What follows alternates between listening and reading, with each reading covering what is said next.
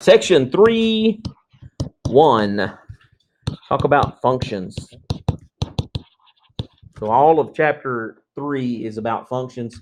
The beginning here is just some basic information about functions.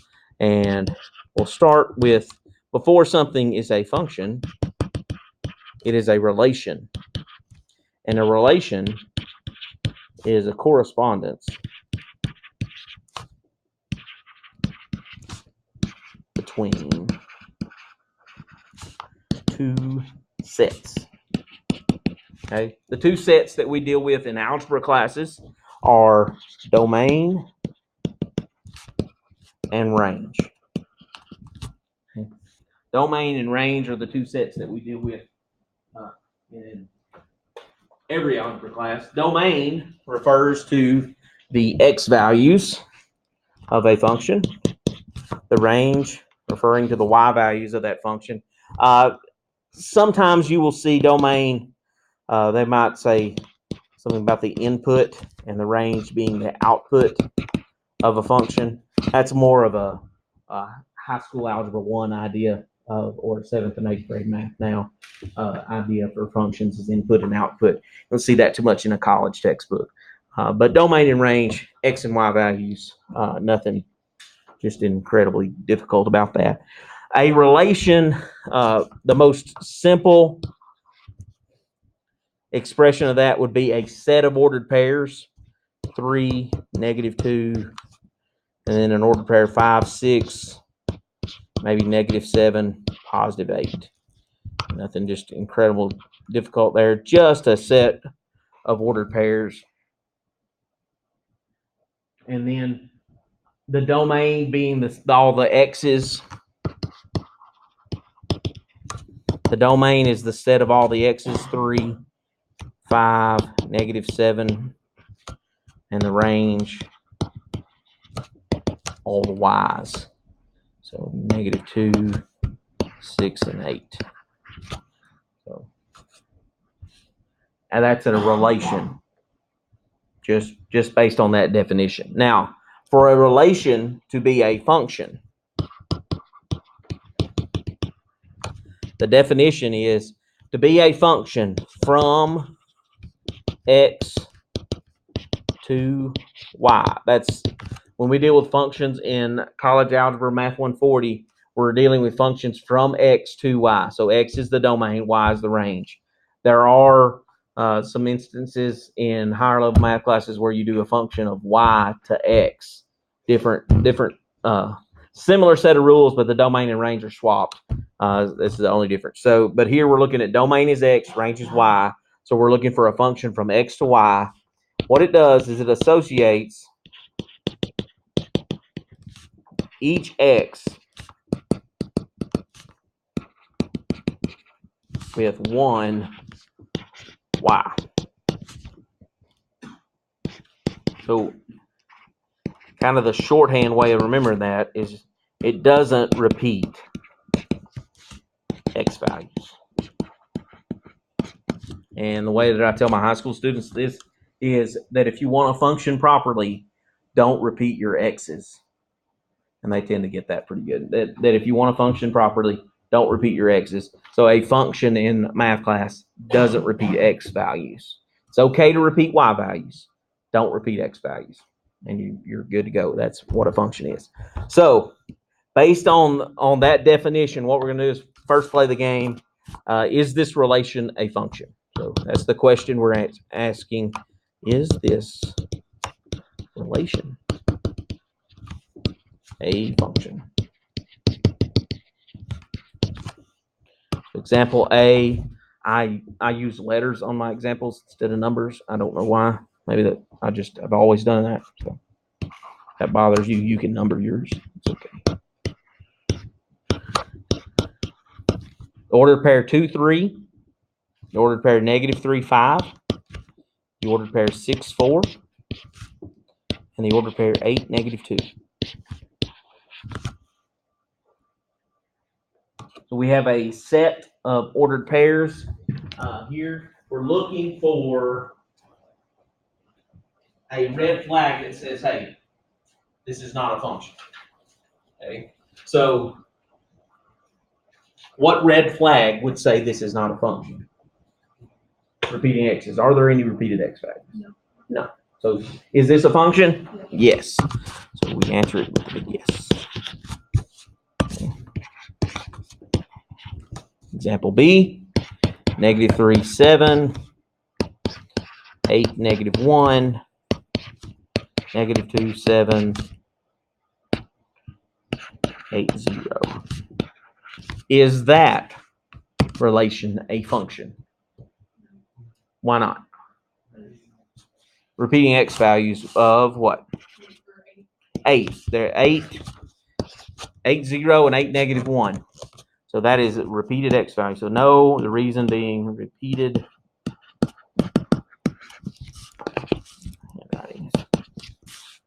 x values. Okay, repeated x values of 8 in this case makes that not a function. Easy to do that. Okay, so if it's written as a set of ordered pairs, as a table, like x's and y values, very easy to recognize that. One way that's kind of an obscure way to represent a relation would be a bubble mapping, in which they have a bubble that is the domain, and they might have 3, 5, and 7 in there, and then a bubble that contains the range, like -2 and 6. The mapping is just they represent the ordered pair using arrows. That's the difference here. That it's still a set of ordered pairs, and they may just say, okay, well, it's 3 goes to the 6, the 5 goes to the -2, and then 7 goes to 6 as well. Is that representative of a function? Yes. No repeated x values, right? The 6 y value, the range value of 6, gets repeated, but that doesn't bother us when we're finding functions. So yes, this is a function. So if you saw 2 arrows coming out of the x bubble or the domain bubble, you would know that that is not a function. Very easy to do there with the domain and range bubble mapping. Mapping is the, I guess, the technical term for that. It's a mapping. Okay. All right. Another way to represent a relation would be an equation. And we'll do a familiar equation, y equals 3x minus 2. Does anybody know what form that equation is written in? Slope-intercept form, that this is your slope, and then the -2 as your y-intercept out of that, okay? And we should have a decent idea about how to graph that. I'm not going to be just incredibly detailed on graphing that, but just get the idea. I'm just going to sketch a graph of that. Start at -2, up 3, 1, 2, 3, over 1, up 3, 1, 2, 3, over 1. That you get this straight line going there. What test have you ever used to determine if something is a function? A vertical line test is the one that we're going to employ here. Vertical line test. And the way the vertical line test works is you take a vertical line and you lay it anywhere on that graph. If it touches that graph in 2 places for any one spot that you lay the vertical line, then it fails and it's not a function. For any linear function that's in slope-intercept form, it's not going to fail that if it's written in slope-intercept form. There are linear functions that do fail. The vertical ones, like x equals 6 or something like that, that fails the vertical line test. But any other linear function will not fail that. So this is a function because it passes the vertical line test. So yes, passes the vertical line test. And thus, if it passes the vertical line test, what the vertical line test implies is that there are no repeated x values, is what that implies. Let's graph that real quick with a calculator. Some of you may not be as familiar with graphing with the graphing calculator as some of you may be. It's always different skill levels. So there's a nice ugly function from one of my other classes. To graph something with the graphing calculator, you want to hit Y equals to get to this screen where you've got Y1, 2, 3, all the way down to Y0. There's 10 equations that you can put in there. And you just type in the equation. So we had 3x, and to get x, use the button beside the alpha button right here. That one that's highlighted in red. That's your x button. And then -2. That. Make sure that up here at the top where it says plot 1, plot 2, and plot 3, that those are off. If you had one of those darkened in, it won't always mess up your graph, but it does a lot of times. Enough that it's just as easy to just make sure they're turned off. So if one of those is darkened in, just press the up arrow to get to the one that's darkened in and press enter, and it'll turn it off for you so that you don't have to worry about it messing your graph up. Because sometimes those stat plots will mess up a graph, and we'll use those some later on, but definitely not for this particular lesson. And once you've typed in that equation, you hit graph, and I've got my graph really zoomed out.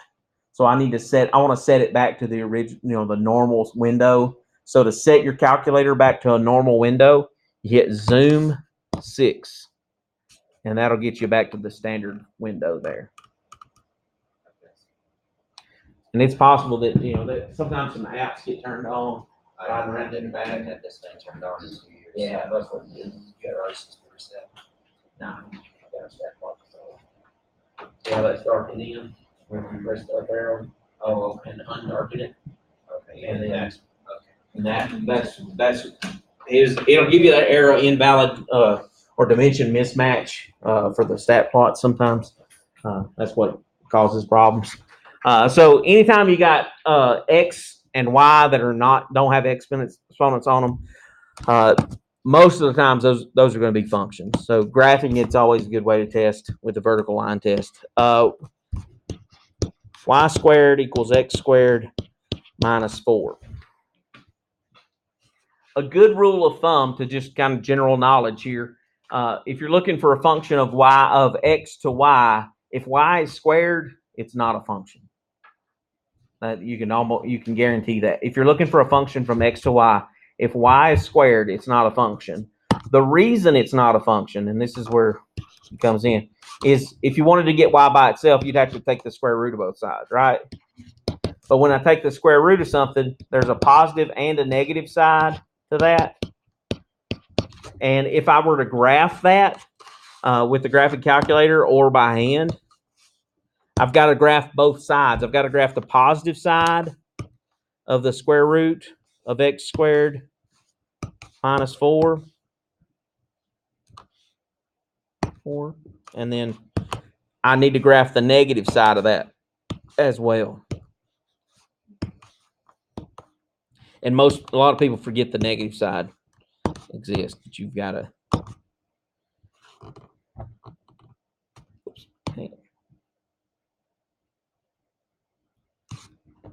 All right.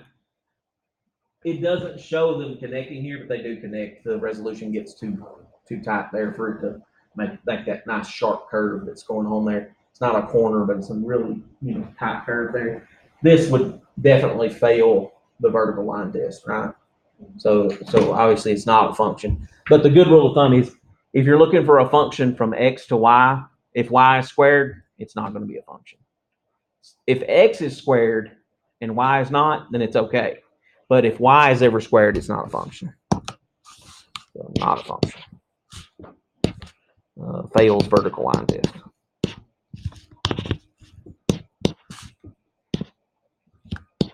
We'll call it VLT for vertical line test. There. All right. So Y squared, no go, not a function. If X only is squared, yes, that's okay. Okay. So keep those in mind as you go along there. Always keep in mind if it's an equation, you can graph it, check it with a vertical line test. All right. So kind of getting some generals of functions. One of those things would be function notation. Function notation is using f of x. F of x is the same thing as what? It's the same thing as y. It's no different. The only difference is it's a better description of which y you're talking about. Okay. F of 3 means the y value that goes with the x value of 3.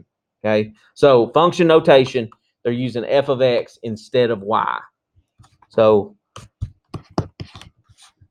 f of x equals 3x plus 5. That's the same thing as y equals 3x plus 5. Those are the same thing.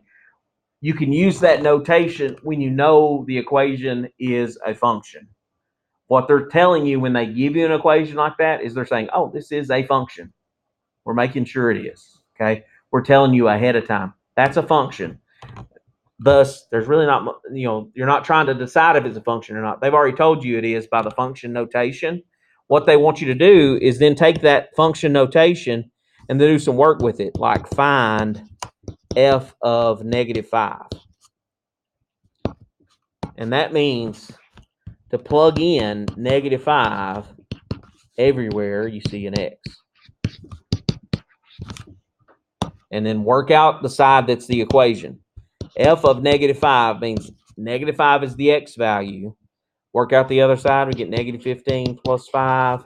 So f of negative 5 equals negative 10. Don't make the mistake of thinking, oh, that's f times negative 5, and I need to divide by negative 5. I see that too much. What that's telling you is that you have this ordered pair, negative 5, negative 10. That's what that creates. That function notation says f of negative 5 equals negative 10 means you have an ordered pair, negative 5, negative 10. That's what that means. Okay, function notation is a way of writing a relation that's more geared toward ordered pairs. Okay.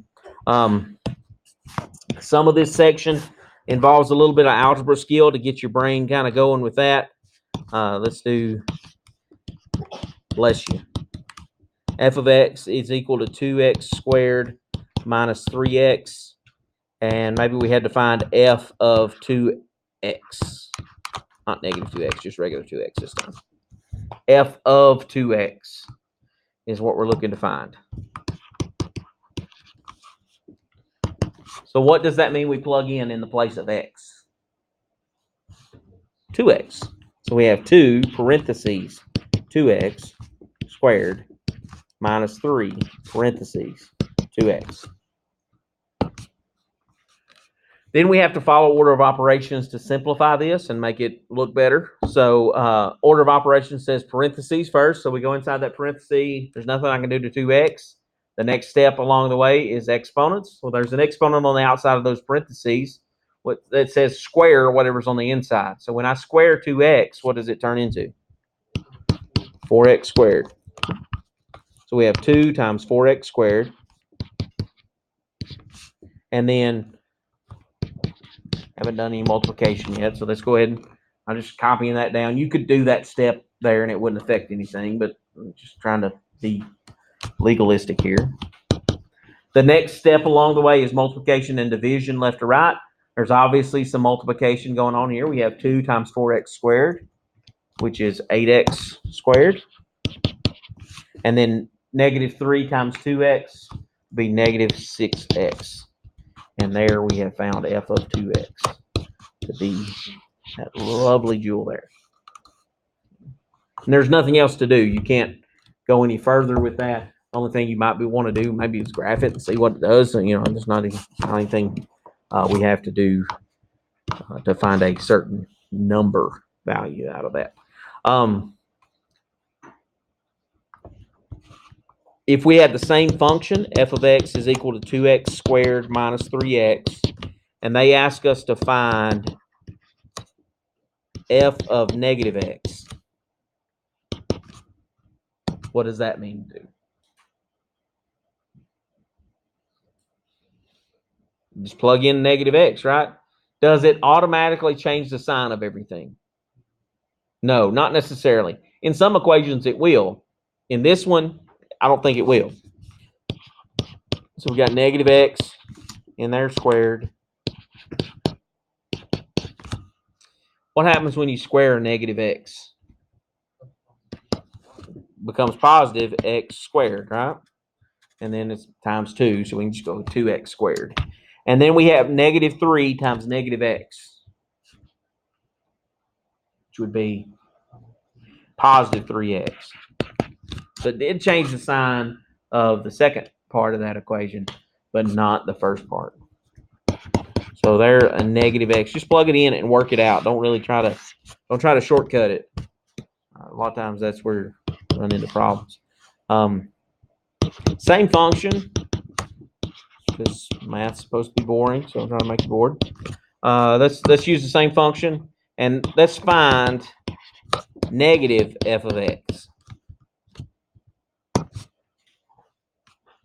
So I'll ask the same question that I asked on the last one. Does that just change the sign of everybody? Yeah, it does on this one, because it's negative times that entire problem. So it's like negative 1 times 2x squared minus 3x. That's the difference in example H and example I, is that example H, you're plugging that in for x. Example I, you're saying like negative 1 times the entire function. Okay, so negative 1, if we distribute that, that does change the sign of everybody. And there's what it equals.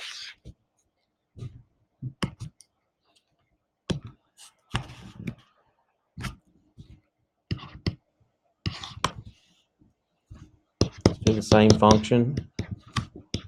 2x squared minus 3x. And let's find f of x plus 2.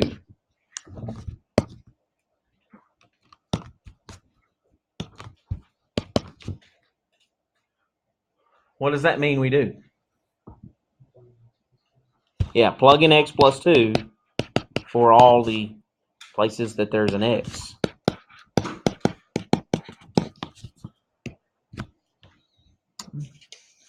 So if we do that, we got to follow order of operations. And order of operations says parentheses first, then exponents. Exponent on the x plus 2.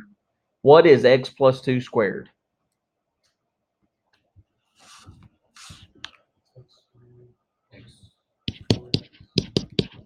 Good. X squared plus 4x, because x plus 2 squared means take x plus 2 times x plus 2 and then distribute twice. X times x is x squared. X times 2 is 2x, and then distribute the 2. There's another 2x. That's where the 4x came from.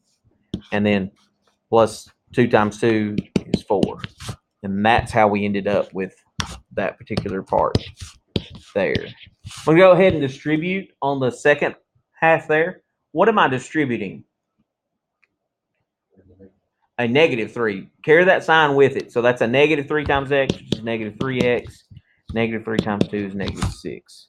And then the last thing to do would be distribute again on the front there with the 2. So that's 2x squared plus 8x plus 8 minus 3x minus 6. And then simplify that. When you simplify 2x squared, 8x minus 3x is 5x. 8 minus 6 is 2. There we have found f of x plus 2. It's a little bit of a algebra review there. Just incredible hard there, but even just some algebra, knocking the dust off of that stuff. Okay. So anytime, whatever's in the parentheses there on the function notation, that's going in the place of x, and then you just do the algebra to simplify it, or arithmetic, whichever one it is. Okay. Last thing in this particular section, or part of this section about function notation, is using the graphing calculator to find a function value. So find f of, let's do f of 1.25, and f of x equals 3x squared minus 5x plus 7. Some of you may be good enough with your math skills to just do that in your head. Maybe at some point in life I was. I'm not now. You know, you're what are you doing with this problem? You're plugging what in? 1.25 in everywhere that there's an x. So 3 times 1.25 squared minus 5 times 1.25 plus 7. Couple of different ways to do this with the calculator to help you out with that. One way is to just on the normal calculator screen, just actually do that. Do 3 parentheses 1.25 squared minus 5 times 1.25 and then plus 7. And just let it crank it out and get the decimal for that, 5.4375. That's one way to do it. Another way would be to store the value that you need as X. So I could say 1.25, and then there's a button down here that's STO for store, and press that button. It puts a little arrow there, and then you get to pick what letter you're going to use. I'm going to use X. And what that does is saying, okay, every time you type an X on the regular calculator screen, it's going to say, oh, that's 1.25. That's what that does. And then you could just type in the equation 3x squared minus 5x plus 7. And you get that answer back. So the storing is handy if you're going to have to find more than one value for the same equation, that you could do that. You know, you could change what you're storing. So that's one way to get there. Did you have a question? I was trying to figure out, I got a little bit. On the store? All right, so if we're gonna find another value, let's say we wanted to find f of 26.07, and to do that, I want to use that store function just because I've got it in there. You know, I know how to do that. So I'm going to type the number 26.07. I'm going to hit store, which is right above the on button, and then store it as X. And the great thing about the TI-84 calculator compared to the 83 is that you can do this. You can press up, and it'll highlight that, and then you can just hit enter on the part you want to copy. So it's like automatic copy paste. And then it says, okay, you're wanting to do this, but remember your X is different this time. Your X is now 26.07. So you're hitting enter again and cranks out 1,915.5847.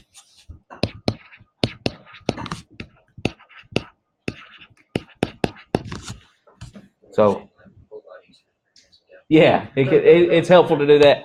Another way is with the table function on the calculator, and I want to show you that before we move on to the last thing in this section, and that is pretty easy to do. So to do the table function, and this is very handy if you need to find a whole, like a list of X values, instead of having to retype store, over and over and over and copy and paste over and over. It's really handy if you got to find like 4 or 5 for the same function. So hit the Y equals button to go here. And I'm going to clear out these equations that I had, because I'm not going to do those. I'm going to do this same problem, 3x squared minus 5x plus 7. Okay, so I'm just typing in that equation. And then you use your table function on your calculator. And to set that up to where you can type in the values, you've got to do your table set first. And if you look above the buttons there in blue, above the button that says window, it says TBL set. So that's setting up your table. So hit second and window, and it should take you to this page right here. Okay. And table start, if you're having it automatically generate a table, that's where it's going to start. It doesn't matter what number you put there. I want to change mine back to 0. We were doing something in one of my classes at the high school today where we needed to start at 262 for whatever reason. And then the delta table, usually you're going to have that set to 1 anyway, so just set that to 1. And then that part really doesn't matter for what we're going to use it for. We're going to ask it about the independent variable. The independent variable is the X. If we change this to ask, then that's going to allow us to type in the values we want. So we can type in any X value, and it'll crank out the Y value that goes with that. So I'm going to set that to ask, and then leave dependent, leave it as auto. You're always going to leave dependent as automatic. Okay. And then I want to go to the table. So I hit second and then the graph button. Second graph to get to the table. And notice it's empty because I haven't typed in any values yet. So if I type in the values that I did earlier, 1.25, and then hit enter, it cranks out the Y value for that. And then I do 26.07. Same one.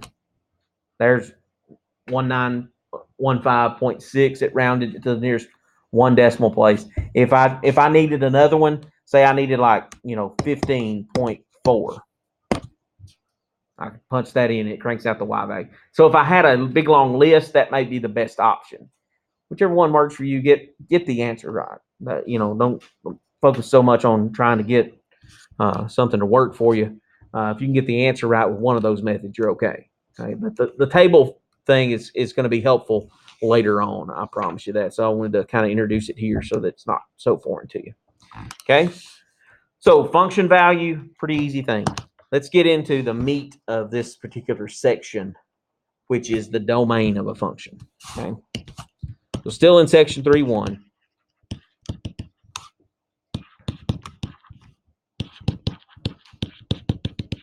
The domain of a function. It's the x values that quote unquote work.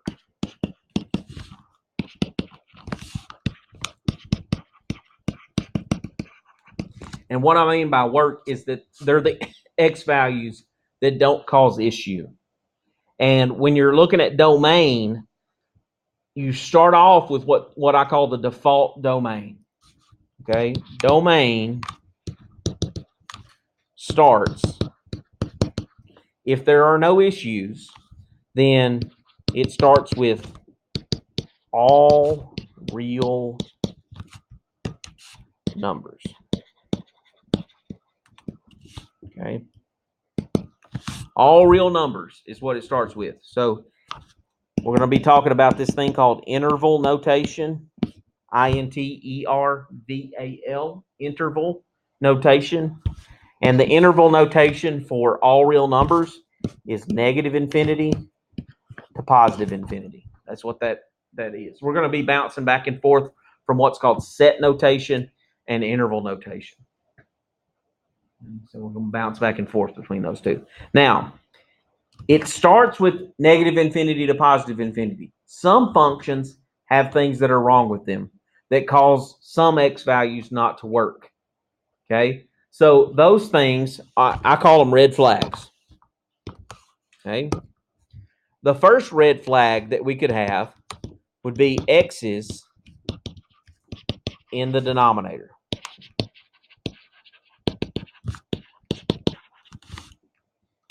If there is a variable x in the denominator, we could have a problem. Because what's the only number in the world we cannot divide by? 0. Division by 0 is not a defined operation. So we have to take care of that when we're talking about the domain of a function. So if that red flag occurs and you have an x in the denominator, we're taking care of the division by 0. Okay. So what we're going to do there is we're to figure out what's the x value that's causing the issue. We're going to set the denominator equal to 0 and solve. Okay, and we'll get to some examples of that in just a little bit. Okay, and that's going to help us find the x values that cause issue. Okay. The good news is there are only 2 red flags that exist with domain. One of them is x in the denominator could cause division by 0. The other one would be square roots. Technically, any even root. But in this particular chapter, we don't get above square roots. It's all square roots in this one. Square roots with variables in our case, x. Okay. In taking a square root, what kind of number makes it weird? A negative inside a square root. A negative inside of a square root creates what kind of number? Imaginary number or complex, enters us into the complex number system. So when we're dealing with square roots with variables inside, what we want to do is set the inside of the root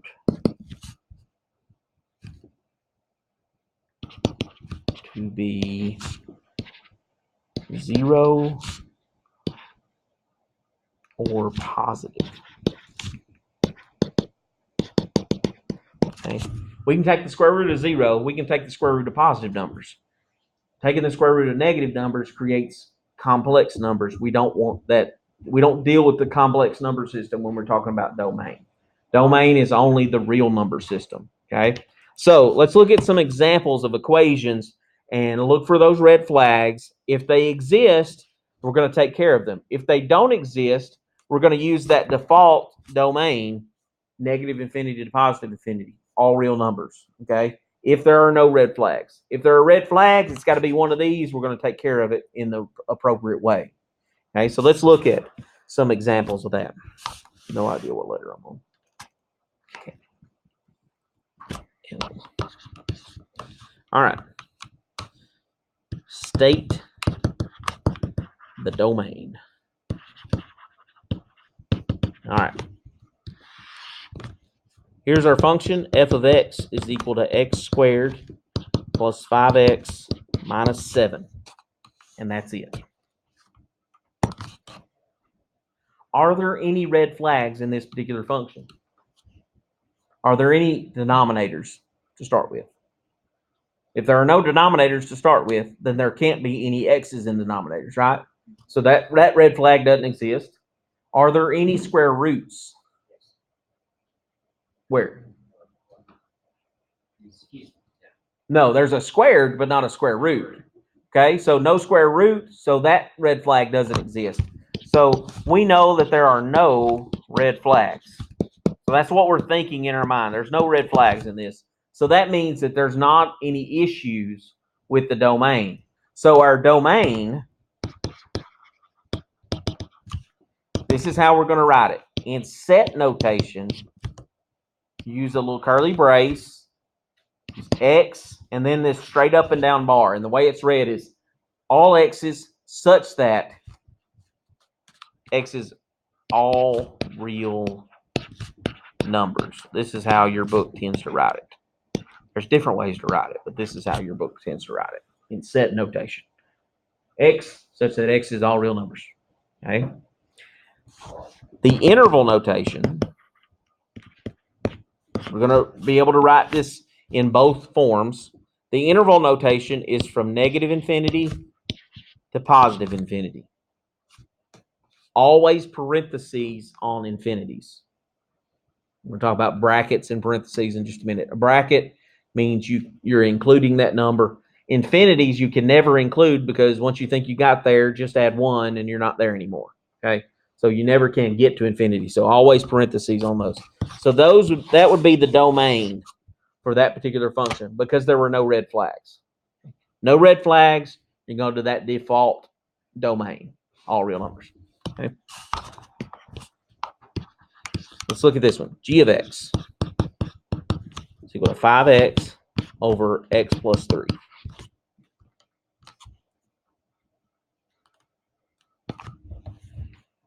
Does this one have a red flag?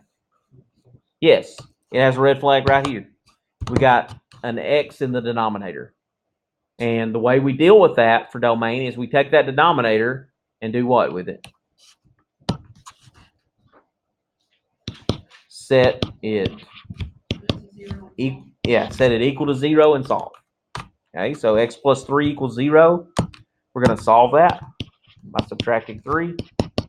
X equals negative 3. What that tells us is that negative 3 is the x value that's a problem. Okay, so that means that -3 cannot be an x value. So what we're saying is x cannot be -3. Okay. So to write your domain for that,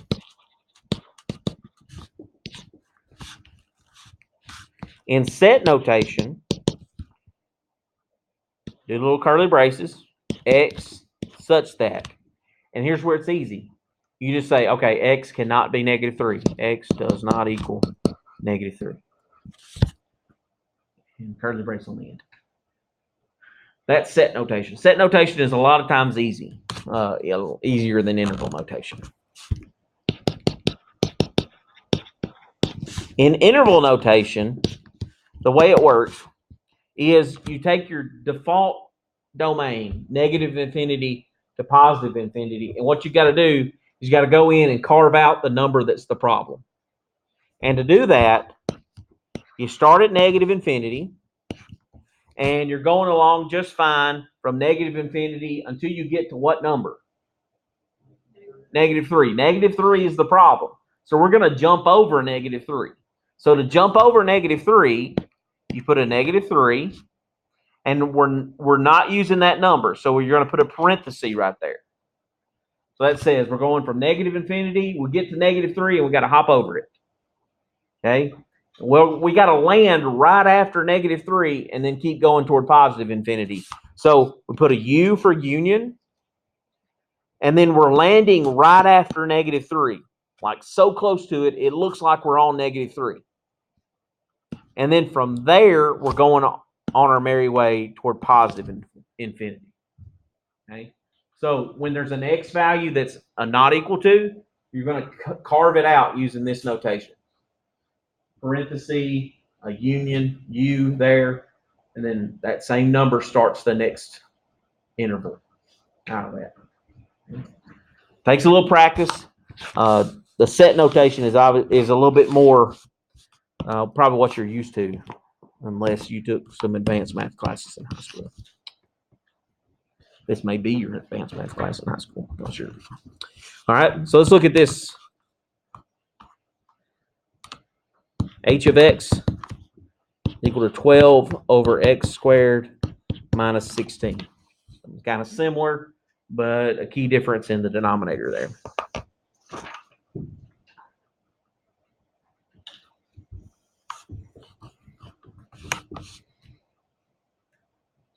What's the red flag?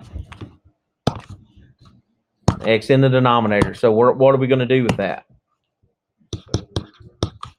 Set it equal to 0 and solve. Easiest way to solve that would be add 16. X squared equals 16, and then take the square root of both sides. But we can't forget that if you take a square root, you got to have plus and minus in front of it. So that's x is equal to plus or minus 4. So those are the x values that can't be used. Okay. In the set notation, again, that's the easy one. X such that x does not equal plus or minus 4.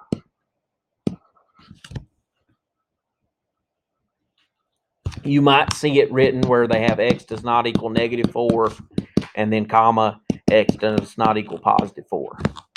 You could see it written like that. That's not a necessity. I'm fine with x is not equal to plus or minus 4, putting the plus or minus 4. That's fine with me. But you may see it written like that sometimes. The interval notation, a little bit more difficult, but it's important to learn because we're going to come across some things in this course where it's going to be written in interval notation. If you don't know how to read it or write it, you're going to struggle with that part. Okay, so what are the numbers that we're carving out?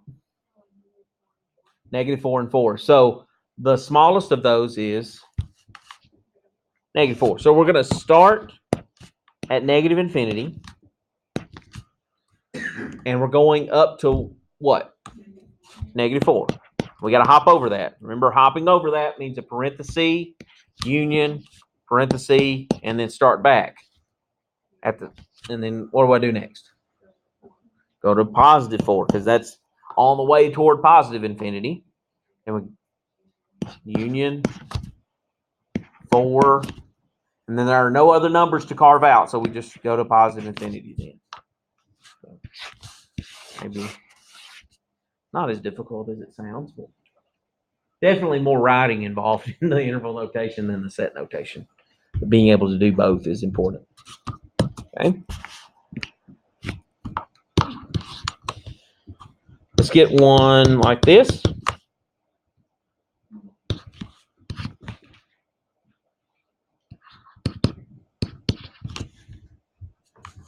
G of x is equal to the square root of 2x minus 6.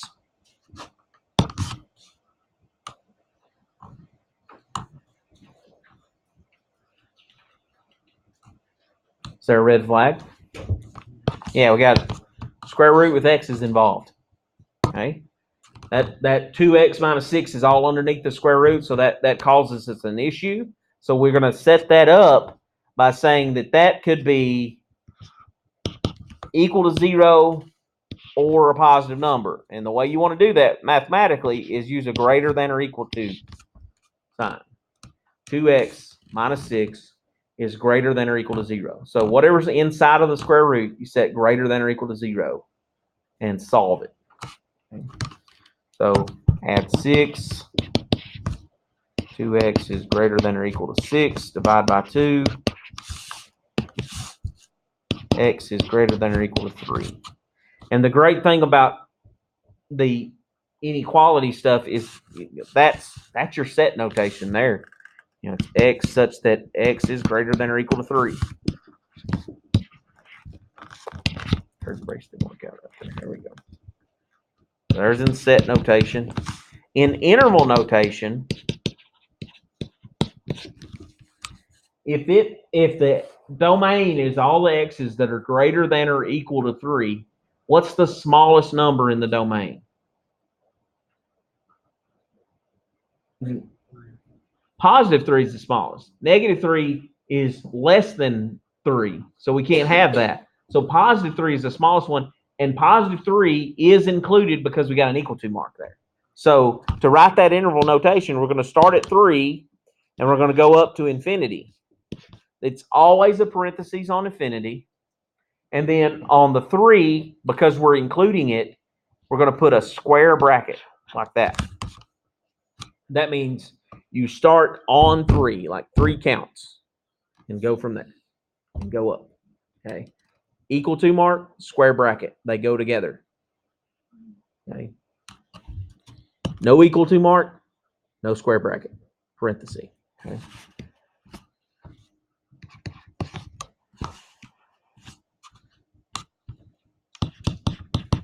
Let's do this one. Square root 8 minus 2x plus 7. Try to make it obvious that the plus 7 is on the outside of that square root.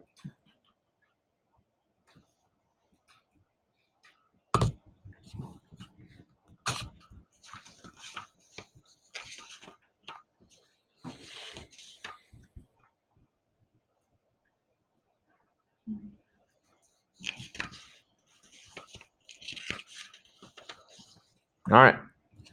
What's the red flag? Square root.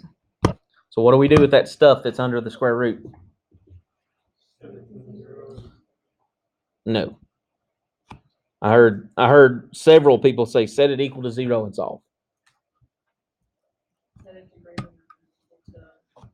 Yeah, there you go. Greater than or equal to 0. Does the plus 7 have anything to do with it? Not yet. Will it have anything to do with domain though? No. No, it has everything to do with the range, but that really doesn't affect the domain because that x is kind of locked inside of that square root. So that's why the 7 doesn't affect this at all. All right, so let's solve this. How do we do that? Subtract 8. So you got negative 2x greater than or equal to negative 8. Now what?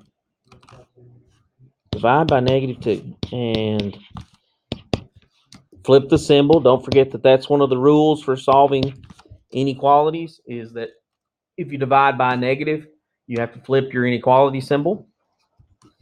So x has got to be less than or equal to 4 here. So So set notation's easy. Just go x such that x is less than or equal to 4. The interval notation for that.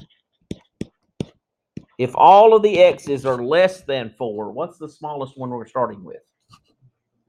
Negative infinity. And remember, always a parenthesis. Where are we going to? What goes beside the 4?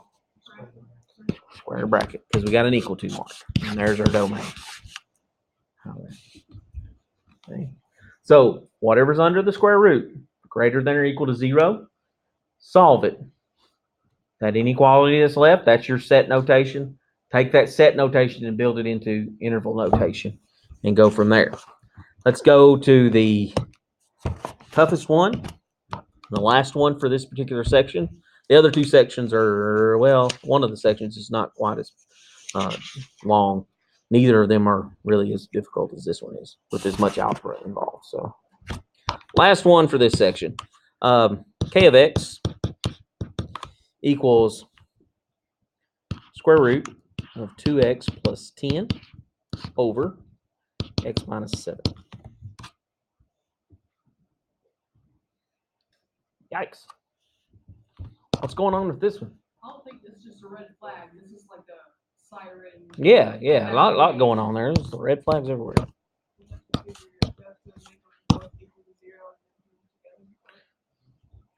Not both of them equal to 0. Which one gets equal to 0?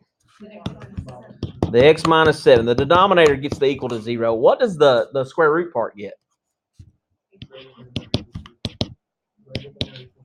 Greater than or equal to 0, because it's got to be 0 or positive. Right? So the square root part gets that. And we're going to have to take both of these into account when we start talking about the domain. Excuse me. So solve, pretty easy solve there. X equals 7. That means x can't be 7. If I solve this one, x is greater than or equal to -5.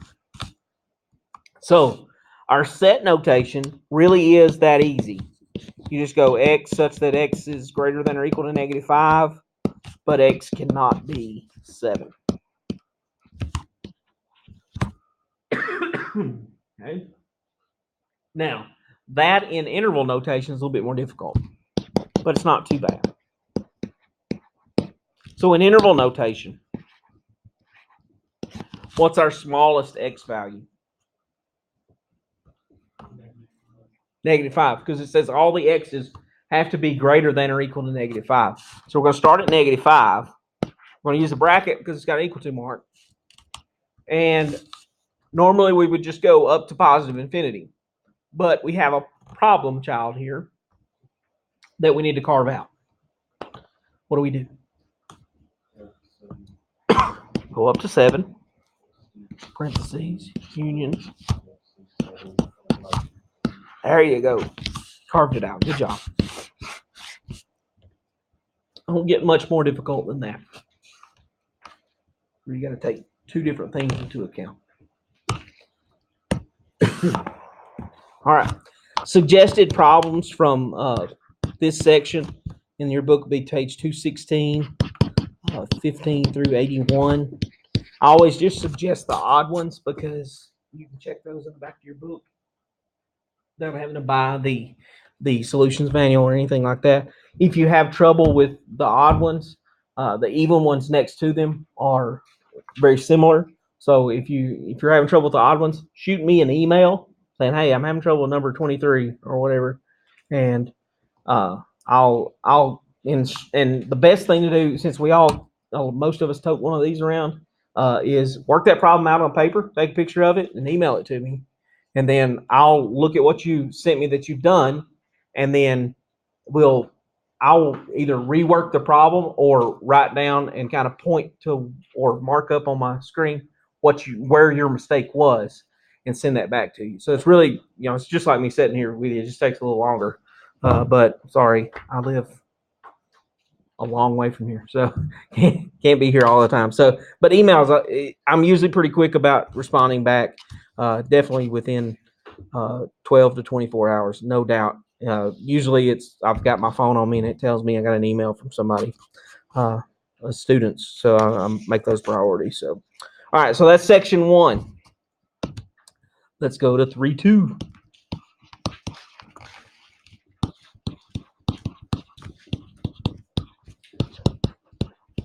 All right, so this one we got to do a little drawing before we can get going with it. So what you need here is just a straight edge, and I'm going to draw a graph, and I want you to kind of copy it, best you can. Make sure I should have made copies and brought them to you, but I didn't. So get over it.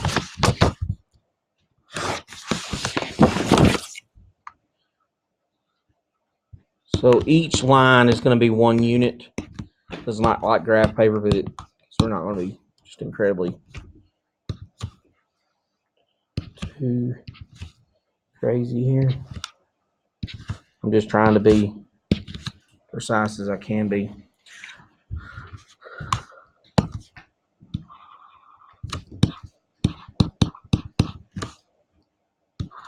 So I'm going to make some ordered pairs over here on this graph.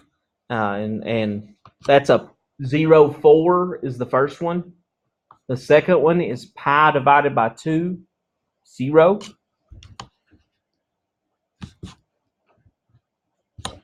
This is the ordered pair pi -4.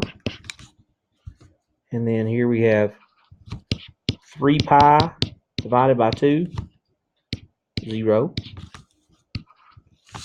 And then 2 pi 4. 5 pi divided by 2, 0.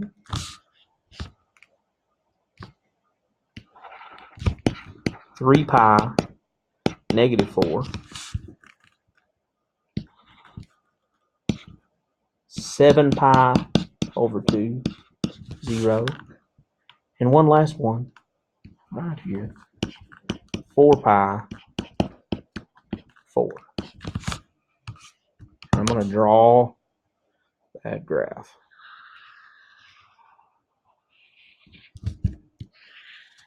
This oscillating function here. 1,000,000 bonus points to whoever tells me what that graph is of. No.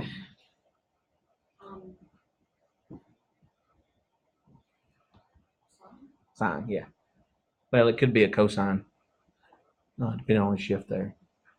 Could be a cosine with a phase shift and amplitude of 4.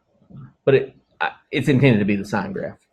But the idea here is that you have to look at this with a normal graph with regular numbers for x values. We tend to not look at it so closely. The idea of this section is that you look at the graph of a function very closely and try to pick out the pieces that they're asking for based on that. Okay, so you don't have to be just incredibly precise with this. Just get the general idea. If you've got the ordered pairs in a generally right area, you're going to be okay with this because you're going to have a graph already drawn for you in the textbook or on the Canvas quiz or the actual test. There will be a graph already drawn. So don't panic and be a perfectionist too much on this because mine's obviously not perfect either. So it'd be nice if it was. All right, now some things that they're going to ask about this. There's a bunch of questions they could ask about this small portion of the graph. Okay, so is there an ordered pair that you need? Which one? What is the one, the very last one on the line? What is that pi? No. That one right there? Yeah. 7 pi over 2. Yeah. 7 pi over 2. Anybody else? My handwriting's atrocious. Sorry.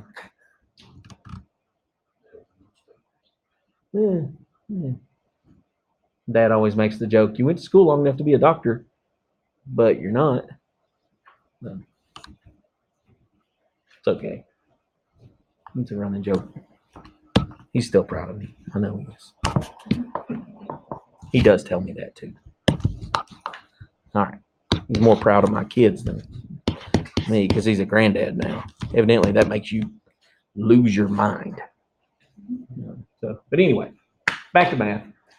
One of the questions that they might ask here would be find a function value, because this is obviously a function. It passes the vertical line test, so they can ask function value questions out of this. They might say, okay, what is f of 0? What does that even mean?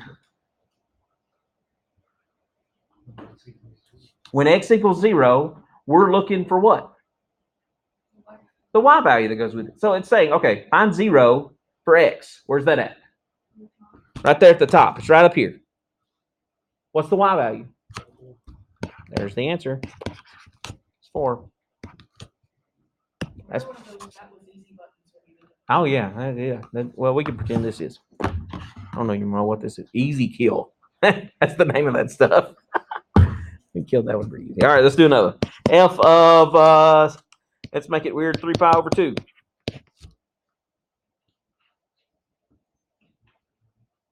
So the y value for the x value of 3 pi over 2 is 0.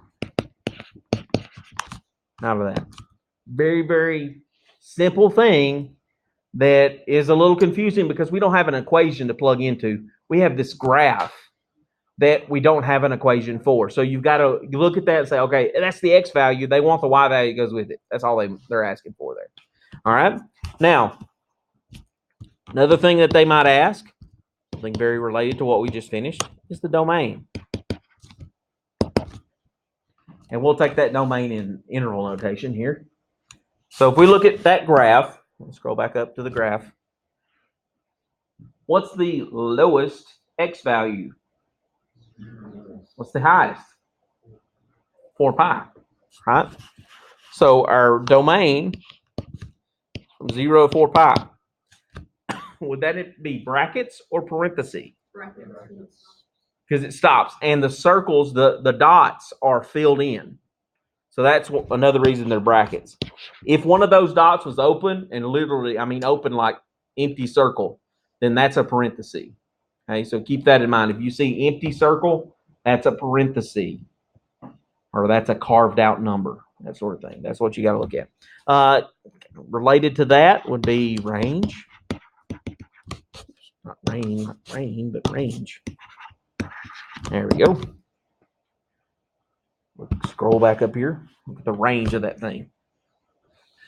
What's the range? 4 to -4. Turn it around so the smallest is first. So we're going from -4 up to +4.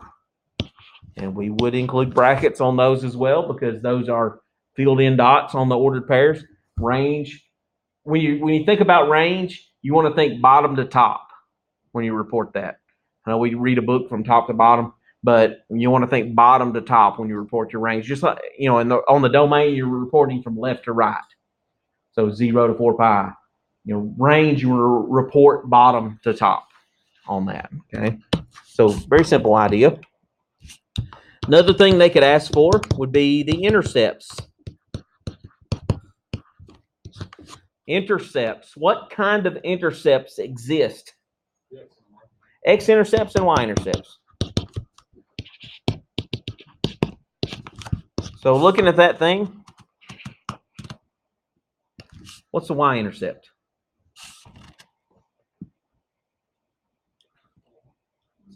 0, 4. That ordered pair, 0, 4. 0, 4. And that's there's only one. Okay. The X-intercepts. How many are there? 4 of them. There's everywhere it's touching the x-axis. 1 pi over 2, 3 pi over 2, 5 pi over 2, 7 pi over 2. All with 0 as the y value. So those are our x-intercepts. Let's list those out. Pi over 2, 0. 3 pi over 2, 0. 5 pi over 2, 0.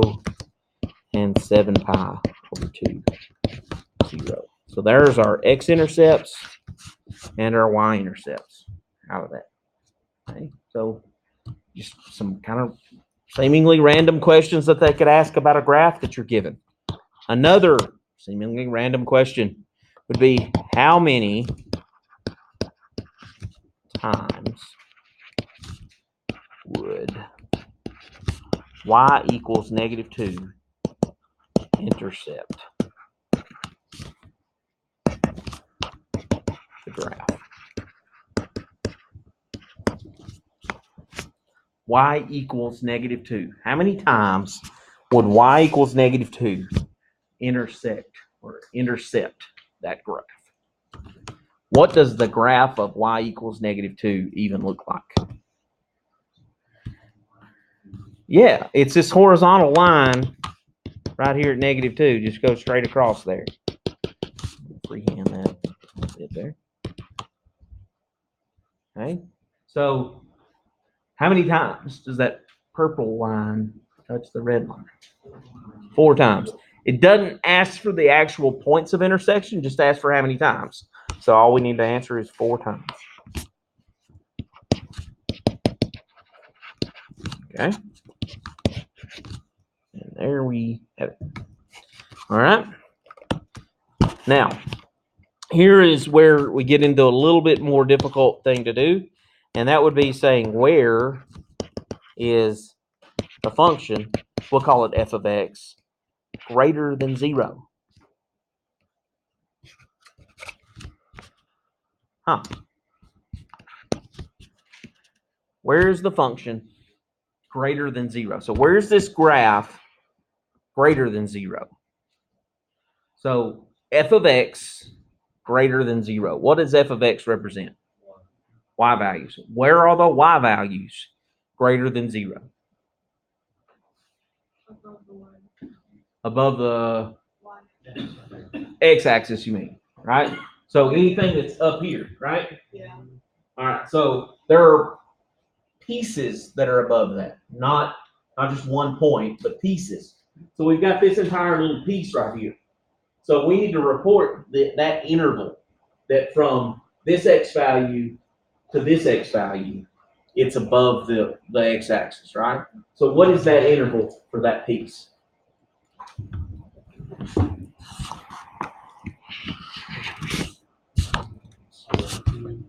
Zero to pi over 2. And at pi over 2, it's equal to 0, not greater than 0. At the x value of 0, it's a positive number. So we put a bracket there on the 0 part. Okay. The next piece where it's greater than 0 would be from here. It's greater than 0, all the way up, still positive, till I get here. So that interval is what? 3 pi over 2 to 5 pi over 2. Brackets or parentheses? Parentheses, because those x values have y values that are equal to 0, not greater than 0. So they have to be parentheses. Oops. So from 3 pi over 2 to 5 pi over 2. And then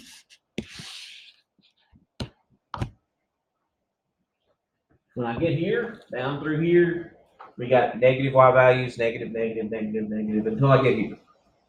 And then they become positive again. And they stop right there. So what's that interval? Yeah, 7 pi over 2 to 4 pi. 7 pi over 2 to 4 pi, parenthesis, bracket. Yeah.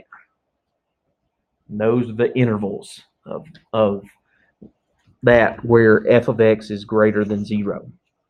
Okay.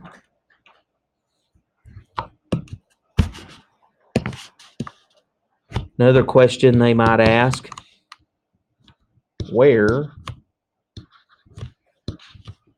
is f of x equal to -4? So instead of a greater than 0, they say, okay, well, where's it equal to -4? Where's y equal to -4? We look back at that graph. Where is y equal to -4? Pi -4. Pi and 3 pi. So those x values would be x equals pi, x equals 3 pi. Now, if you did the ordered pairs, that'd be fine too.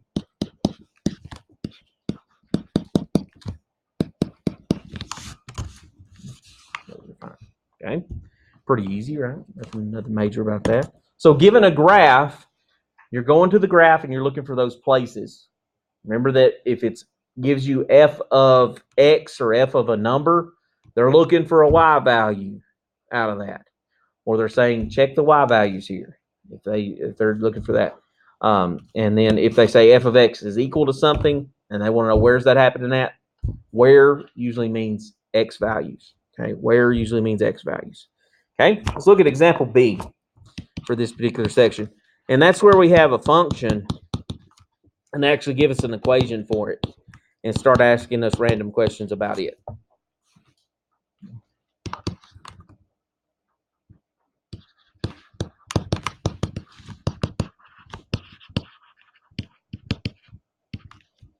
This is the domain. Not too random of a question. That's a very logical question there. What's the domain of that?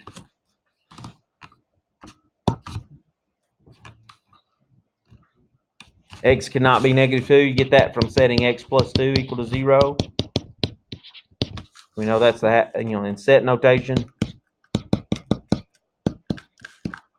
It's that. What's the interval notation for that?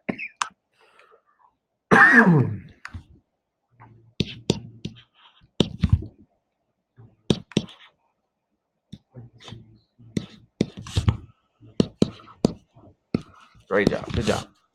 So domain, pretty common thing.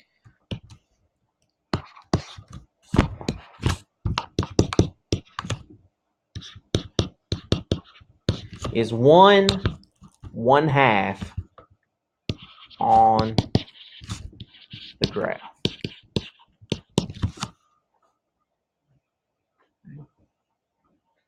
So what are they talking about? We don't have a graph.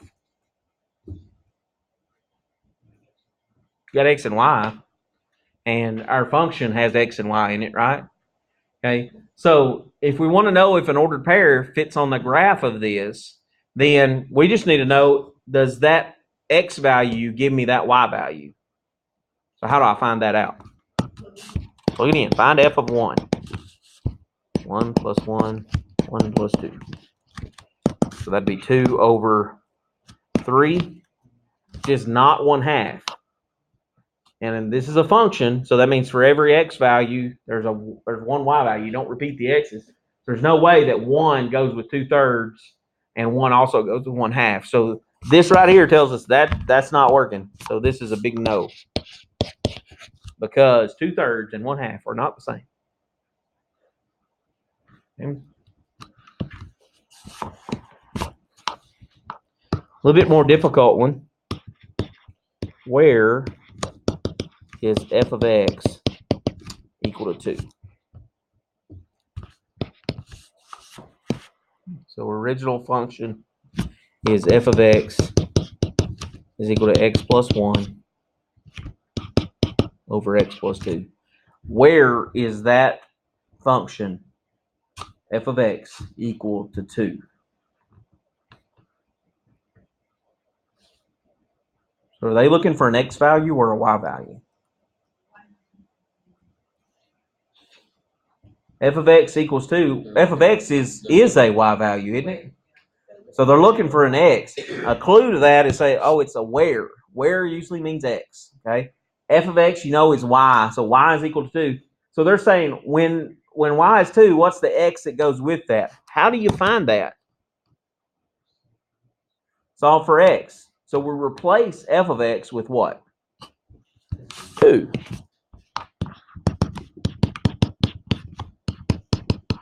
So just a little bit of algebra here. Solve that equation. Might help some of you if you just put it over 1. Might help you remember how to do that. May have been a while since you solved a rational equation.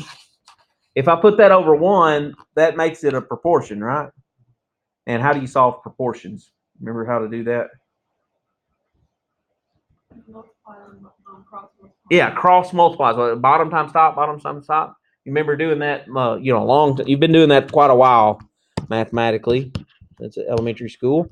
So cross multiplying is the way to do that. So we say 2 times x plus 2 and 1 times x plus 1.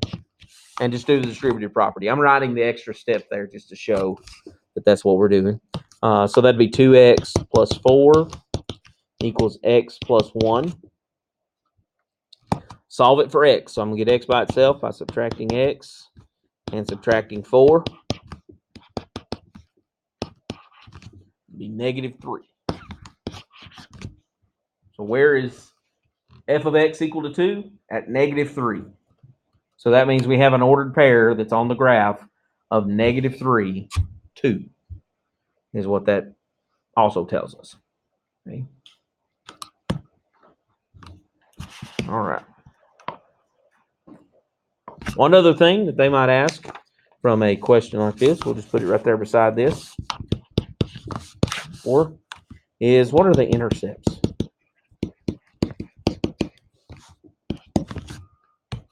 And again, what kind of intercepts exist? X and Y intercepts. So X intercepts. That would definitely be the most difficult ones. How do you find X intercepts for any function?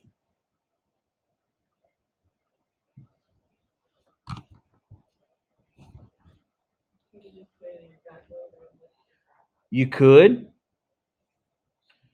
but you're always going to get a rounded value there, at least, or at the very best. How do we do it algebraically? If it's an x-intercept, that means the y value is what? 0. So you can set the equation 2x with x plus 2 equal to 0. To find x-intercepts, you set the equation equal to 0 and solve it. This one actually ends up being really easy once you do that, because you multiply by x plus 2, you get x plus 1 equals 0. So just the numerator ends up being there, and so that's x equals -1. So the x-intercept's at -1, 0. How do you find y-intercepts for any function? If x-intercepts are found by making y 0, to find y-intercepts, you set x to 0. So f of 0, 0 plus 1, or 0 plus 2, 1/2. 0, 1/2. So technically, yes, you could graph it and find out where it crosses the x-axis. That would work fine with this one because you get exact values. But if it was a little bit more difficult function, you might not be able to get exact values for that, and we want as best we can to get exact values for that. So it takes a little practice. The questioning that they're going to have is a little different in this particular section. So you want to keep in mind, if it's saying f of x, they're talking about y. If they say f of a number, that means they give you the x value. Okay, so you're looking for a y value out of it. So that'll help you kind of keep things straight with that. F of x is talking about, they're giving you a y value. If they do f of a number like f of 3, then they're asking for a y value out of that, not an x value. Okay. Some suggested problems from this section be on page 224, 9 through 47. Just the odd ones will be fine. Josh, we got one more section, right? How did you get to register for 2 classes that meet during the same amount of time? You might want to fix that, man. All right. Last section, 3.3. Talk about properties.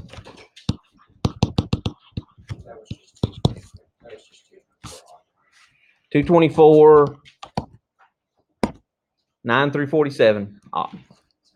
That's okay. All right. Properties of functions. So this section is going to be dealing with a few kind of rules about functions and different things that we can decide about functions with odd, even, and then different tests to determine that with this. So a good little bit of information here. The odd / even tests for functions. To determine if a function is odd, even, or neither. Not every function is odd. Not every function is even. Not every function is odd or even. Most of them are neither. This section, you kind of get a skewed vision of it because the problems they give you, you kind of evenly puts enough odd ones in there and enough even ones in there and enough that are neither that you get practice with all of them. But in the grand scheme of mathematics, most functions are neither, which is different from the number system, real number system, because the only neither odd nor even number is 0. The rest of or only integers that are that way. All the decimals are kind of iffy on that too, depending on your number theory teacher.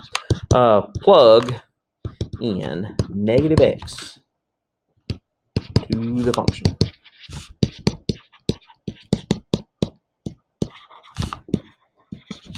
And simplify. Okay, that's the test.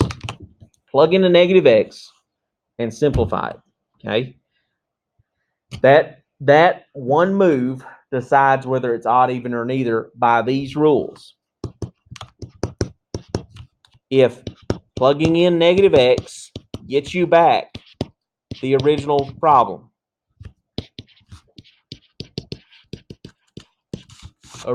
nothing changes after you've simplified it. So everybody went back to the way they were. Then f of x is even. Okay. Now think about the way I remember that is I think about my dad. He's pretty even keel. Nothing really ever upsets him, gets him sideways in any way. So whatever negative happens, he's kind of same today as I was yesterday. Nothing's changed. It's real even. So nothing changes out of that. Okay, so that's the true test for that. And if you plug that in and everything changes, it's the opposite,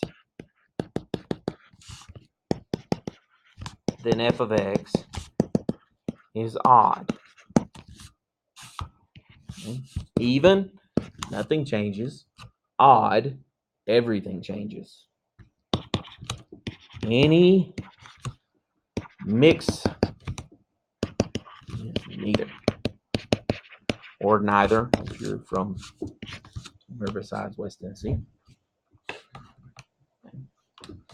So any mixing of this term stayed the same, this term was different, creates that. That's the true test. There are shortcuts to this, and we're going to talk about those as we go along here, but we're going to actually do the real test here. So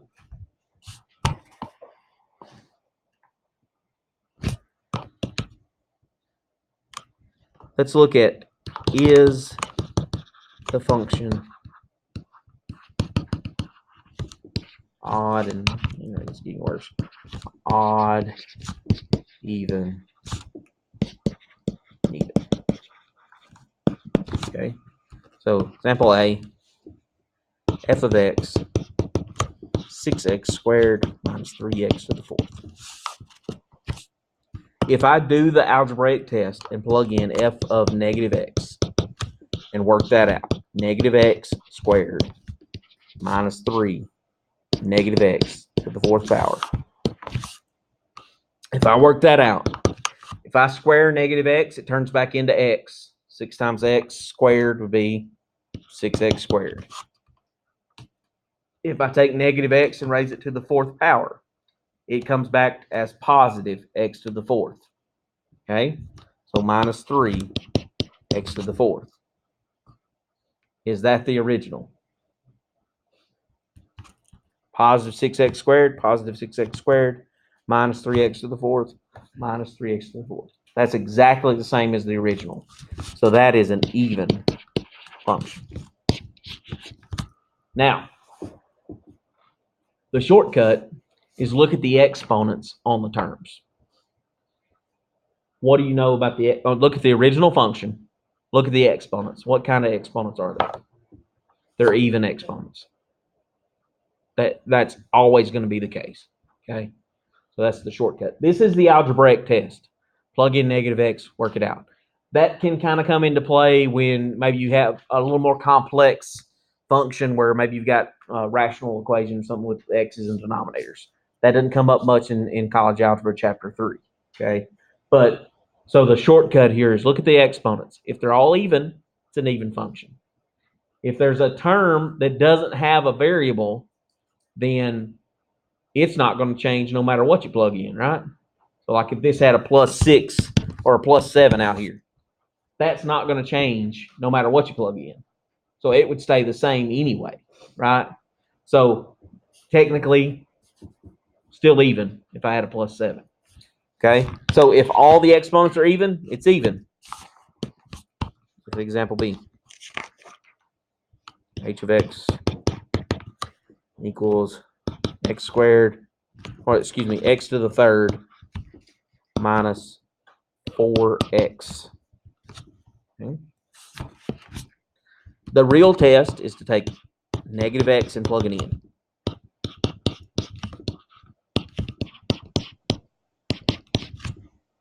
Right? If I take negative x to the third power, that'd be negative x times negative x times negative x. That's going to come back to be negative x cubed. And then negative 4 times negative x turns into positive 4x. Right? Everything changed. So that's odd. So does the exponent thing still check out, or is that just? No, exponent thing still checks out because what's the exponent on the 4x? On the x, it's a 1, which is an odd number, right? So all the exponents are odd here, so it's an odd function. So the exponent rule still checks out here. All even exponents on the variables, even. All odd exponents on there, odd. Now, the only thing that doesn't check out here is what if I added a +7 on this one? Does that one change? It would have been odd or even. It'd been an either, yeah, right. So that's where you've got to watch out for. If there's a term that doesn't have a variable, it can affect odd ones. It won't affect even ones, but it can affect odd ones. Okay. So this is the odd exponent rule does follow here with that. Okay.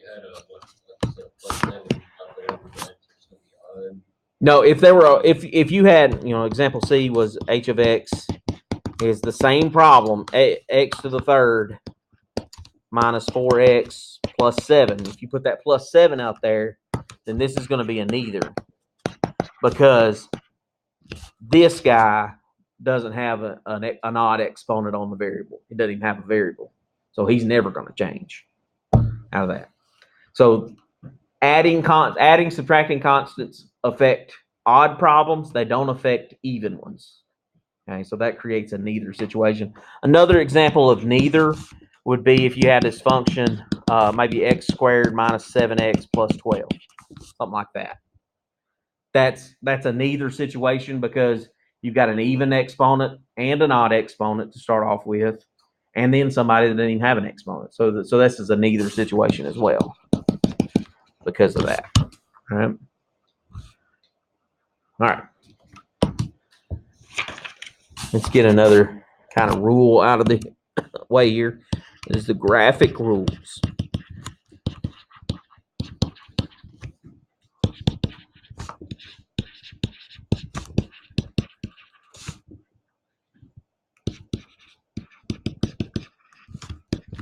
The graphic rules are if you don't have the equation.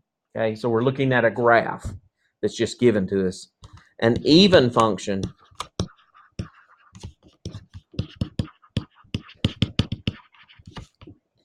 is symmetric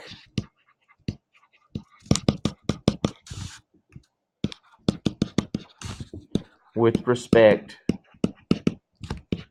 to the y-axis. Okay, even, it's symmetric about the y-axis. So symmetric with the y-axis means that you've got a graph drawn. Say it looks like this. Look at the inside of my thumbs and index fingers. Okay, so it looks like that. Symmetric about the y-axis, you got to picture a y-axis between my thumbs. If it's symmetric on the y-axis, that means you can fold it right there and it match up perfectly. Okay, so that's symmetry. Symmetry means you fold it with whatever it's in respect to. You fold it right there, then it's going to be an even function. Yes, ma'am. I'm sorry if this is a really stupid question. Oh, What no. is the with respect, if you're scrolling down? Oh, I'm sorry.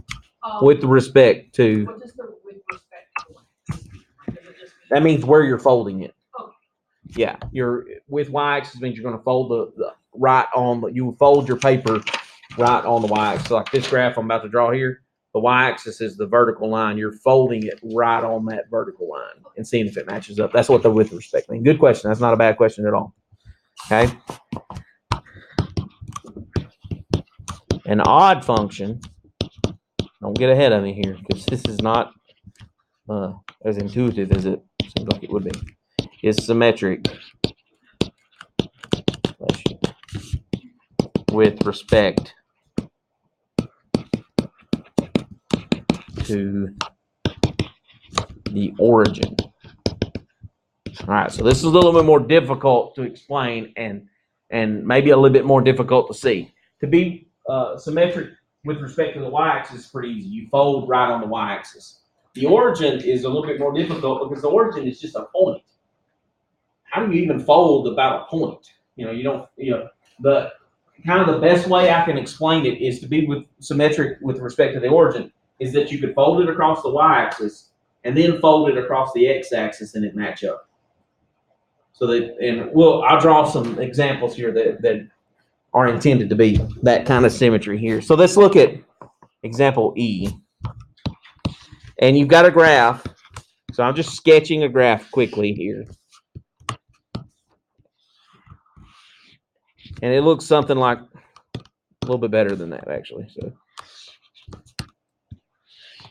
that's pretty good. That one is intended to be even, that you would fold it across the y-axis and it match up side to side there. Okay, even. And that would be, because it's symmetric with respect to y-axis. Okay, that's the reason behind that.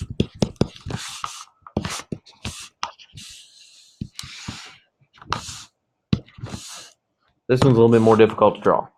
So I gotta kind of be kind of crafty. Nah, screwed it up.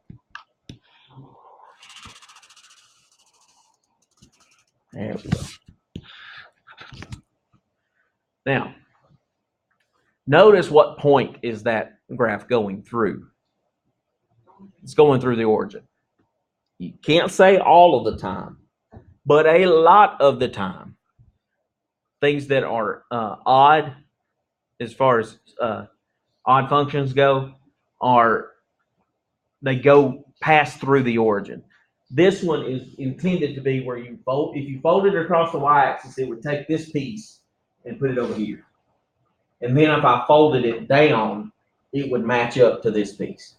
That's the idea of symmetry with respect to the origin, is that you could fold it both directions and then it matches up after the second fold. Even if you folded X direction first and then Y direction, it's still going to match up out of that. So if you folded this down and then across, it's going to match up to this piece.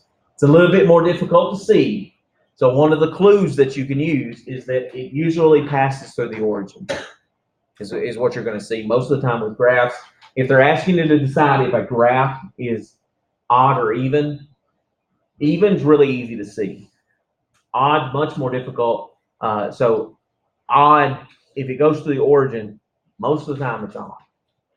Okay, most of the time. Not always, but most of the time. Okay. All right. And then you've got, of course, the wonderful example that's much easier to draw. y-axis, an x-axis, and then something goofy. That obviously is a neither. It doesn't work. Even though it looks similar to the previous example, it doesn't work that way. Because it doesn't go through the origin, there's no way you can fold it across the x-axis and get things to match up, because you fold it across the x-axis, you start getting some loops in the bottom that aren't there and match up with. So that doesn't work. Okay, so that's a neither. All right. Next thing is increasing, decreasing,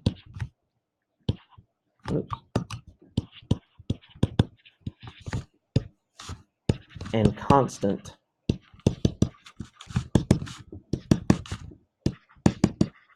intervals. Okay. Increasing, decreasing, and constant intervals. Okay. All right. Increasing intervals. If something is increasing on a graph, it's going up and to the right. That's what you're looking for. If something is decreasing on a graph, when you're reading a graph, you're going to always read it left to right. Okay? So if you're moving left to right across a graph, if it's increasing, it's going to be going up and to the right. If it's decreasing, it's going to be going down and to the right. If it's constant, what's it going to do? Okay, stay constant, flat.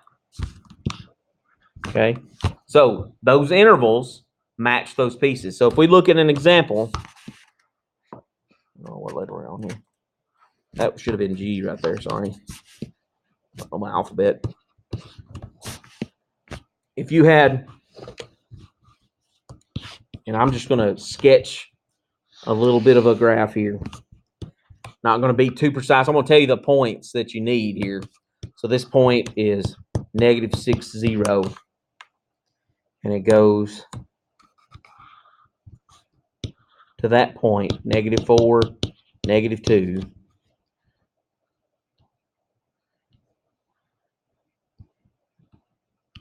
And then that point is -2, 0. And that point is 0, 4.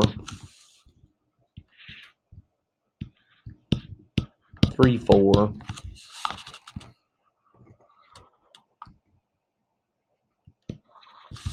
And that's 6, negative.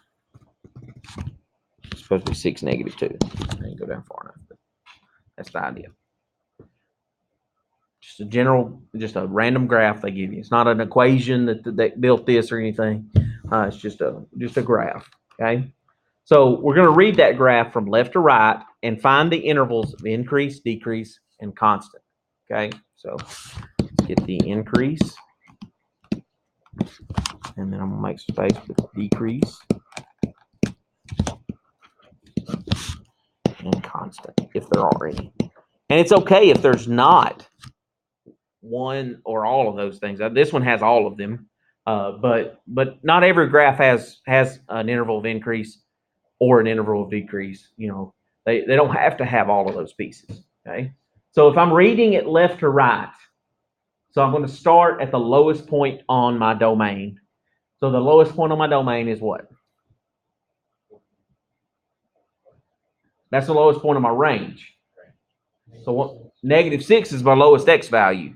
So I'm starting reading from there. So from -6, and I'm moving to the right, what's the graph doing? It's decreasing until I get to where? -4, -2, and it turns around there and starts increasing after that. So there's an interval of decrease from -6 to -4.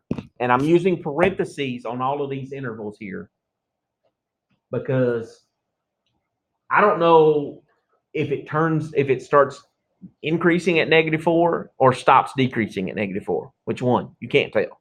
That's just the change in direction spot. So we're just going to say, okay, it gets up to that spot, and we're not sure what's happening at the exact spot. Okay. So it's decreasing from -6 to -4, and then from -4 to what is it increasing? 0. I heard two answers. All right, so it's increasing here from -4 up to -2, and it's still increasing here. Even though they gave me this point, that was a distractor. They were trying to just distract us and say, hey, I'm going to throw that point in there, see if they'll use it. You don't need it. So increasing until I get there at 0. So from -4 to 0, I've got an increasing interval. What's it doing from 0 to the right? Staying constant. It's staying constant from 0 all the way to what? 3. 0 to 3. It's constant. Then the last little piece of the graph here goes from 3 to 6. What's it doing there? Decreasing. So we just happen to have another decreasing interval from 3 to 6. And we found all those. And it's okay to have more than one constant interval or decreasing interval or more than one increasing interval. It's okay to not have one of those. Not every graph has one of each of them. Okay, so don't freak out if you get to some and you're like, I didn't get a constant interval. What did I do wrong? You may not have done anything wrong. It may not have a constant interval. That happens. Okay. All right. A few little know some things here. Little definition type things. Local maximum.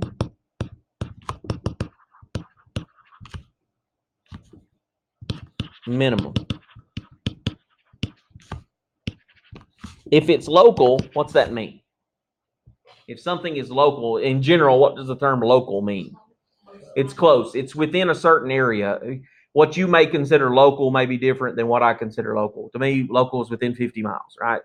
But somebody else may be willing to drive 100 miles, within their home base, okay? So local, they're going to have to tell you, okay, where are we looking at locally?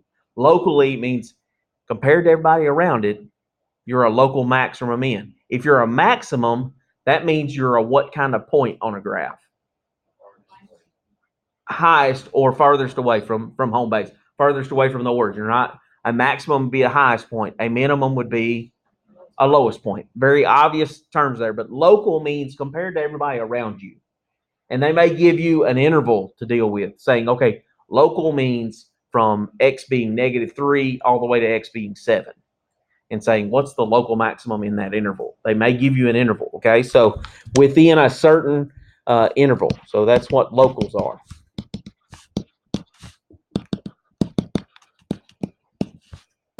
Okay, and those intervals are going to be the X values. What you're going to report there is the Y value. So the intervals given to you in X values, the maximum or minimum, these are going to be Y values. Okay, the maximum or minimum will be a Y value that you're dealing with there.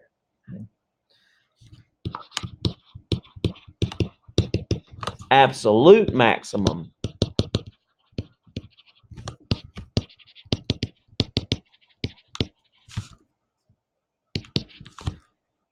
If we're dealing with an absolute maximum or minimum, we're talking about for a function over not just a small portion of the graph, but over the entire what?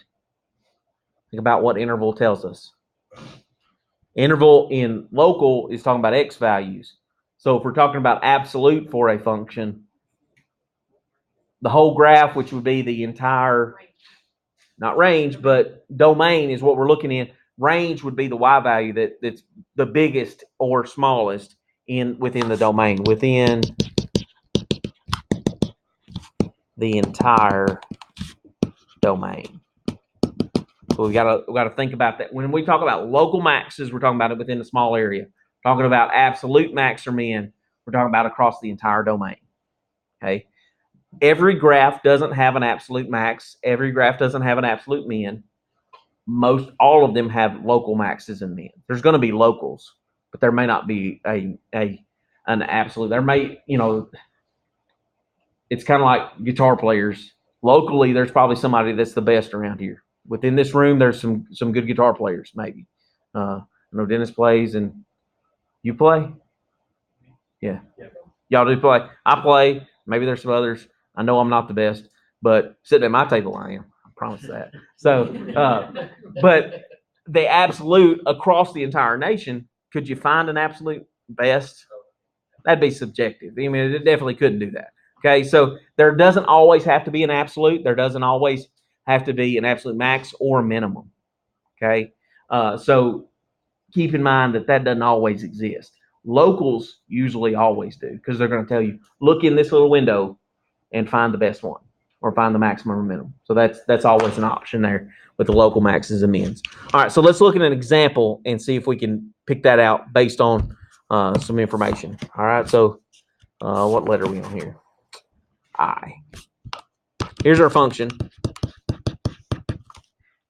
3x cubed minus 7x plus 1.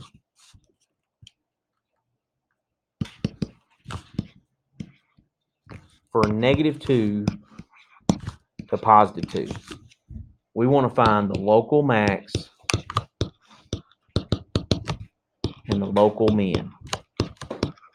So they gave us a function. They didn't give us the graph. So we want to look at the graph of that to get this going on. So my graphic calculator out. I'm hitting the y equals button to get to this menu or this screen here and type in that equation. 3x, and then to do the cubed, you hit the caret button, which is right underneath clear, and then to third power.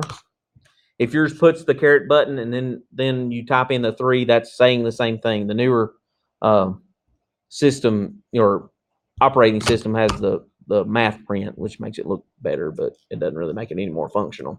And then minus 7x plus 1. And I'm going to graph that. So I hit graph and let it go. Okay. All right, so we got a lot going on there. So if I look at in between the interval that they're asking me to look in, which is from -2 up to +2, is there a local maximum? Be right here, right? Finding that value is a little difficult. Eyeballing it, tough. Okay. So if I want to find that, your graphing calculator will actually help you do that. So what you want to do is you hit second and then the trace button to get to the calculate menu. And look at number 3 and 4. Maximum and minimums. Okay. It'll tell you the value at that maximum or minimum. So I'm going to look for the maximum from 4. And I want my left bound. Left bound means I'm reading left to right. So what's the lowest value in my interval? -2. So I type -2, hit enter. Right bound, what's the highest value in my interval? +2. So what that's doing is saying, okay, I'm looking for the local max in between these two bars. And go from there. It asked me to guess. I always guess. So I like to take my cursor and just move to the right, to the left there, or to the right, wherever it's at. And I'm just going to try to get it close. And that is helpful. I used to think it wasn't very helpful, but a lot of times if you don't do the guessing part, it'll kind of go off a little, it'll wonky a little bit on what it finds for the maximum or minimum. So I always try to guess and get real close to what I think it is. I think it's pretty close to that. -1. 5 is what I think it is. It's a little bit off from that. So I'm going to hit enter. And it tells me it's at -0.88, +5.12. Okay, so I'm rounding 2 decimal places there with that. So that's my local maximum at -0.88, +5.12 is the local maximum. The same thing can be done to find that local minimum. I'm going to hit second trace to get the calculate menu and hit 3. Left bound again is -2. Right bound again is +2. It's the interval they gave me. I'm not coming up with that out of nowhere. They're giving you that interval. Okay. And then I'm going to guess. So I'm going to take my cursor and move it close to that spot. I think it's about there. And hit enter. And there it finds it at +0.88 and then -3.12.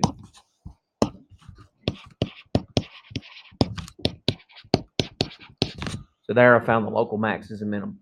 Now, what if you can't do the trace thing on your calculator? You forget how. You can still look at it and get pretty close. You know, if you're looking at a multiple choice exam, you can get close. You can figure out which one's the right one. I mean, they're not going to be that. You know, I'm not going to give you one where it's like negative 0.88 for the X value, and one answer is 5.13, and the other answer is 5.12. That's just dumb. Only that wouldn't be good for you. Wouldn't assess whether you know what the right answer is or not in that case. Okay, so local maxes and minimums, absolute maxes and mins means across the entire domain. You're looking across the whole thing, so usually that's a little more obvious. Okay, got just a little bit left here, and we'll be done, guys. A little extra time here doing the business things. So let's talk about average rate of change. Real quick, average rate of change. Average rate of change is slope. That's all it is. That's what that means. Slope. The slope formula, when you got two ordered pairs, is you take the y values and subtract them. It doesn't matter what order, but then you subtract the x values in the same order to find that average rate of change.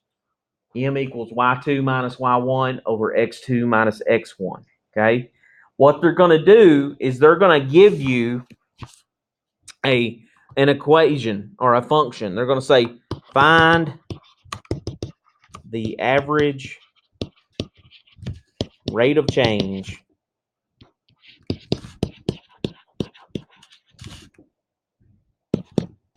for f of x over 1, 3. This is an interval. Okay, that's an interval. What letter? J. Okay, those are x values, and they'll give you this function: f of x equals 2x squared minus 5x. Okay, so what you need to do to find the average rate of change is first find f of 1.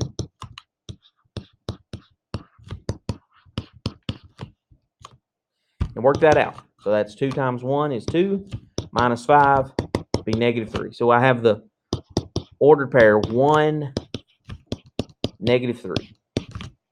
And then I find f of 3. Plug a 3 in for x. 2 times 3. So this goes back to that function notation stuff we talked about in the very first section where you're working out some things. So 3 squared is 9 times 2 is 18 minus 15 is positive 3. Right? F of 3 equals 3. So we have the ordered pair 3, 3. The average rate of change is find the slope. So we take our y values and we subtract those. 3 minus negative 3. And then subtract the x values in the same order. Since I started with positive 3 over here, I've got to start with positive 3 in the bottom. Minus 1. So that's going to be positive 6 over 2, which is 3. That's our average rate of change. Okay. Now, an addition to doing that would be this idea of finding what's called a secant line. And you may not have heard the word secant very much in your mathematical careers. We talk about it a little bit in geometry. And does anybody know what a secant line does to a shape? Talk about it a little bit when you do circles in geometry, and that's like the only time you talk about it. Secant lines are lines that intersect a curve at two places. Okay? What we're going to do for our last example of the day is find the secant line. secant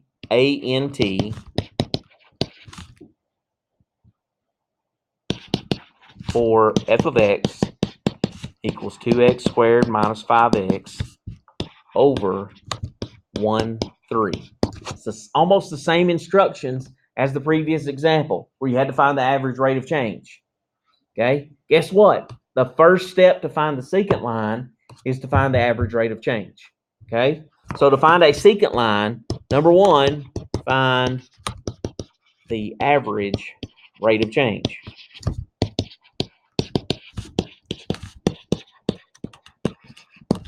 Okay, if you find the average rate of change, we've already done that. See example J. Okay, we've already done that. We know that that average rate of change is 3. We've already got that. Now, the next thing to do is write the equation of the line. If we're going to write the equation of a line, this goes back to our very first equation that we wrote today.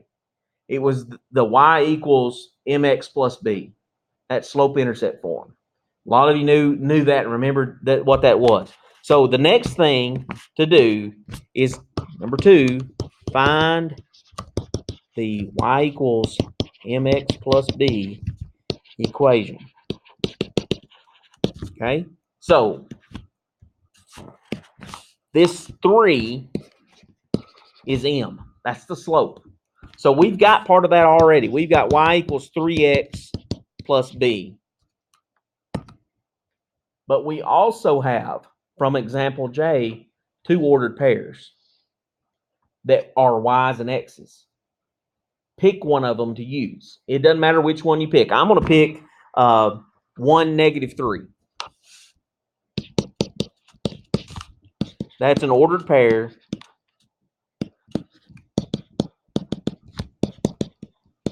from example J. That's what that came from, okay? This is x, this is y. Plug that in. -3, 3 times 1 plus b. I don't know what b is, but that's the only variable left in that problem. All I got to do is solve that for b, and I've got the secant line, the equation of the secant line. So this is 3 plus b. It's -3. To solve that, you would subtract 3. So that's -6 equals b. This goes back in for b up here. So the secant line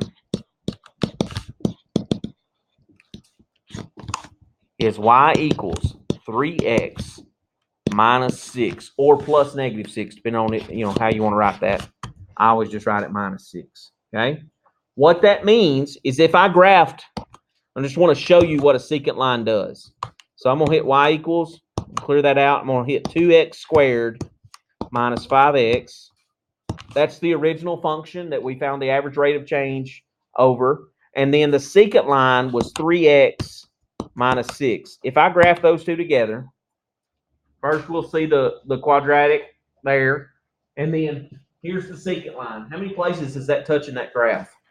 2. 1, 2. That's a secant line. That's what a secant line does. It touches the graph in 2 places.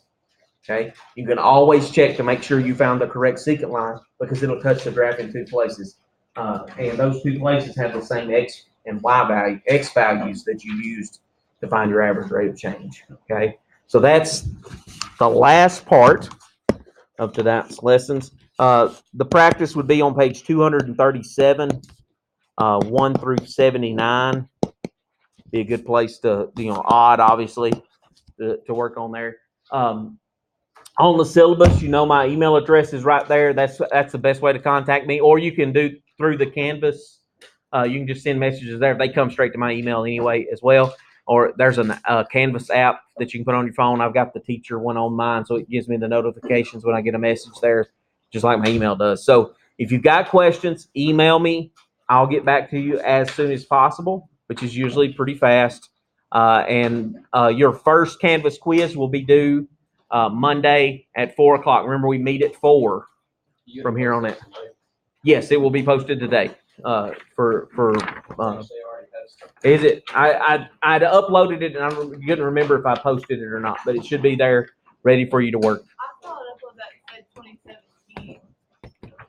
That's when it was created. It's copied over to this semester. Okay. I wanted to ask. Yes, sir. How to do the when you